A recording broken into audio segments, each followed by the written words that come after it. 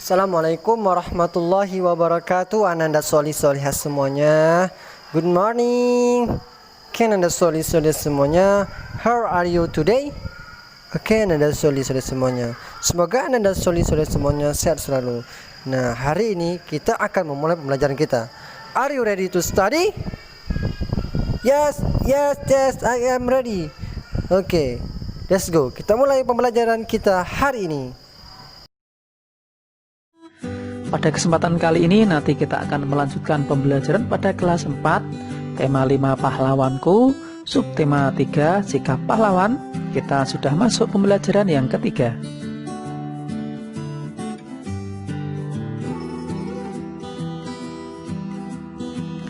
Setelah mengetahui perjuangan para pahlawan, sikap apakah yang dapat kamu tiru dari mereka?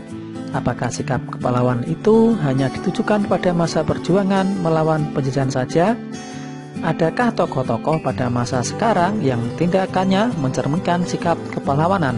Mari kita cari tahu bersama. Ayo kita membaca sobat belajar. Masih ingatkah kamu dengan perjuangan para tokoh pada masa kerajaan Hindu, Buddha, Islam, dan masa penjajahan? Bagaimana sikap kepahlawanan yang mereka miliki? Bagaimana pengaruh sikap kepahlawanan mereka terhadap masyarakat di sekitarmu?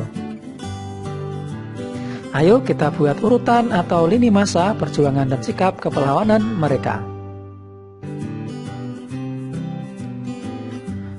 Nah, lini masa seperti ini ya, sobat belajar. Masa Hindu, masa Buddha, masa Islam, dan masa penjajahan. Tahunnya masa Hindu 395 Masehi, Buddha 850 Masehi, masa Islam 1653 Masehi, dan masa penjajahan sekitar tahun 1945 Masehi.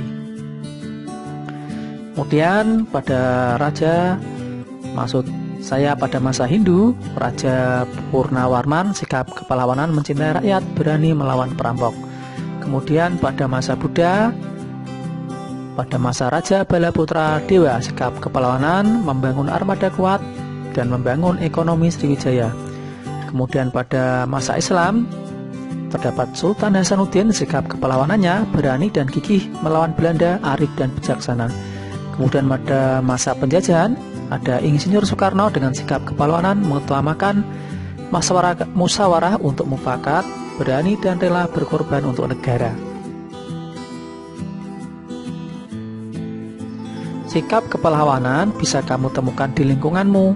Kamu bisa belajar tentang sikap kepahlawanan dari kisah seorang penjaga pintu perlintasan kereta api.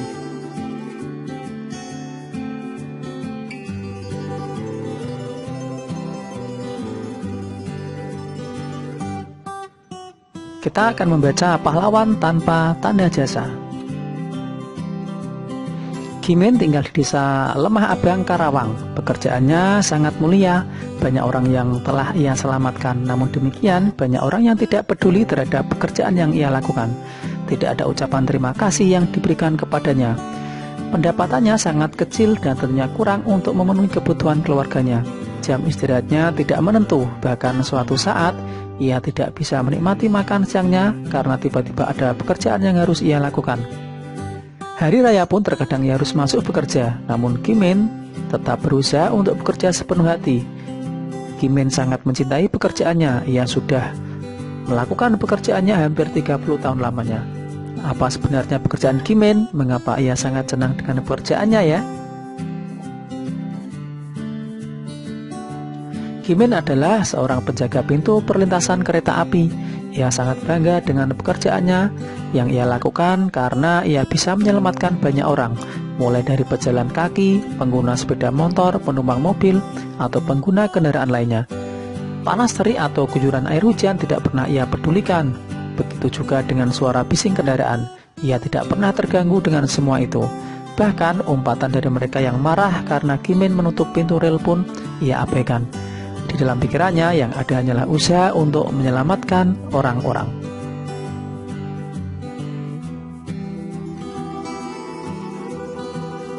Menjaga pintu perlintasan kereta api yang bertanggung jawab adalah salah satu cerminan sikap kepahlawanan. Sikap kepahlawanan pun dimiliki oleh mereka yang bekerja di kapal selam. Mereka menjaga perairan Indonesia tetap terjaga dari gangguan orang-orang yang tidak bertanggung jawab. Biasanya kapal selam menggunakan sebuah jendela yang membantunya melihat keadaan sekeliling. Jendela itu berfungsi seperti mata pengintip. Jendela pada kapal selam ini disebut dengan periskop.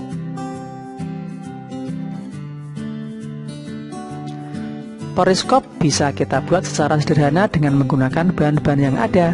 Kamu juga bisa berkreasi untuk menghias periskop yang kamu buat. Ayo membuat periskop bersama teman dan gurumu. Yang pertama, kita lihat dulu ya alat dan bahannya apa saja sobat belajar. Yang pertama kita siapkan kardus bekas, kemudian cermin datar 2 buah, kemudian lem atau selotip, kemudian busur derajat. Yang berikutnya kita siapkan gunting, yang terakhir kita siapkan kertas biasa atau kertas kado. Kemudian bagaimana prosedur pembuatannya sobat belajar? Ikuti langkah berikut ya. Bentuklah kardus bekas menjadi sebuah balok dengan ukuran tinggi antara 30 sampai 50 cm, panjang dan lebar masing-masing. Kemudian yang berikutnya, buatlah lubang pada bagian sisi bidang AB dan lubang lain pada sisi bidang EF dengan ukuran lubang yang disesuaikan dengan besarnya cermin.